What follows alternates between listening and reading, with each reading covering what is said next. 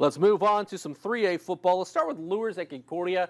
This is a game that Concordia had a nice little draw for themselves. They did. Luers did not have such a great draw. This is going to be at Luers Field on Friday night. Luers hosting Concordia.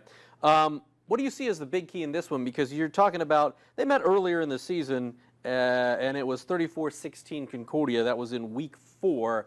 Where have these teams progressed since then? What are going to be some of the keys this Friday night when they meet again? I think the key for me is where the emotions of Bishop Luers are. Are they going to come in remembering week 4, want revenge, but not playing out of control in terms of playing into some mistakes and playing out of position? We've seen that defense be out of position. We've seen them shoot themselves in the foot with untimely turnovers and penalties.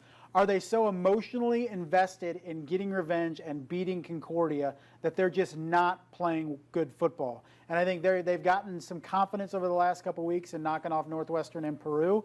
Where are they at mentally, for me, is the big question for Bishop Luers on Friday. You know, the passing game has been kind of a question mark for Luers all season long, based on injuries, based on performance, just based on everything. They've struggled a bit in the passing game. Arian Nieves the last week, I mean, big numbers. You're talking about 6 for 8, $171, 4 touchdowns. A lot of those obviously long touchdown passes. Deshaun Bustle doesn't hurt, getting a 51-yard touchdown like right out of the gate.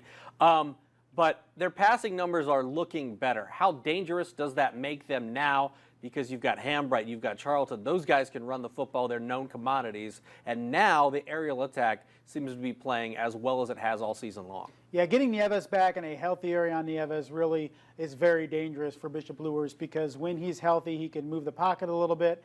And like we said, the confidence you've gained from last 2 weeks really being successful on the road, 2 road teams that are pretty solid, but to have the success they were able to have last 2 weeks, have to be feeling good.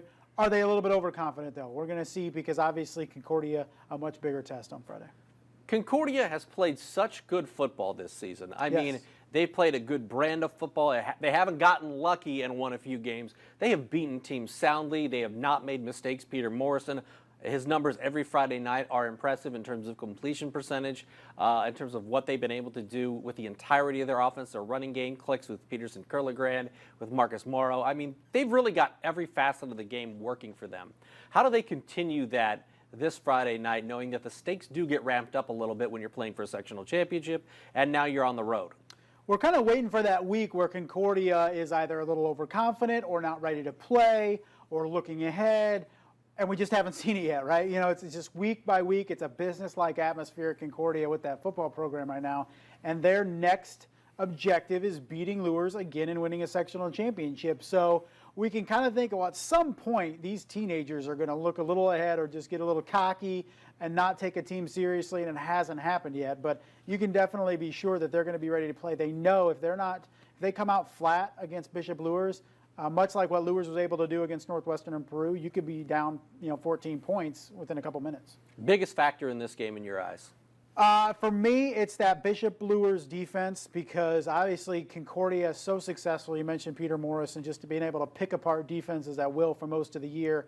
Is that Bishop Luers defense capable and ready to limit a good offense and give their offense enough chances and opportunities to score enough points to win? All right, let's move on to another 3A sectional 26 championship. You've got Jimtown at Garrett. Garrett with an impressive win last week, because Culver teams have played our area teams tough. As we mentioned last week, it seems like every year. They go to Culver Academy. Garrett wins 28-0. Cam Smith, another 3-touchdown game. He's over 100 yards on 30-odd carries. What do you see as being the big key? Because Jimtown obviously plays in a really good conference. They've had some great battles with Luers in the postseason in years past, and a great tradition there. How do you see this one playing out at Memorial Field on Friday night?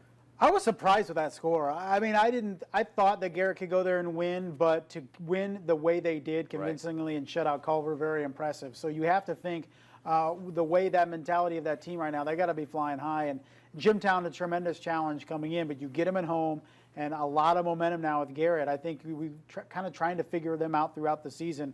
But that's another team I think that's playing their best football right now. So keep on keeping on. They're just unspectacular. You're not impressed. I mean, Cam Smith is automatic, but you're like, you know, he gets 7-8 yards a turn, and then at the end of the night, you're like, wow, he went for $180, you know. So I think that's that key. Is continue to do what they do, and that defense especially is playing exceptionally well right now. One thing that's impressed me with Garrett is You know, we talk about some of these teams, especially, you know, the smaller you get in schools, being more one-dimensional. Tanner Burns, you got the quarterback. They don't throw it a ton, but he is Garrett's all-time leading passer. So they do have that dimension. If Cam Smith gets stopped, they can put it in the air. Ben Purdy has come up with catch after catch. It seems like big catches in his career. So how versatile does that make Garrett going up against a Jimtown program? Jimtown's seen a lot of good football playing in that conference. But what does it mean to have kind of both options offensively for this Garrett football team? It's big because much like Adams Central, I talked about Adams Central not being one-dimensional too, is Garrett does not have to wait to pass until obvious passing downs. They're not throwing on 3rd and long. They are, but they're also throwing on 1st and 10, on 2nd and short, non-obvious passing downs, keeping defenses a little bit on their heels a little bit. So when you can mix that stuff up, Tanner Burns, exceptional senior quarterback. Cam Smith is very impressive running the ball. So gives you that multifaceted offense that that makes teams respect what you do, either through the run or the pass.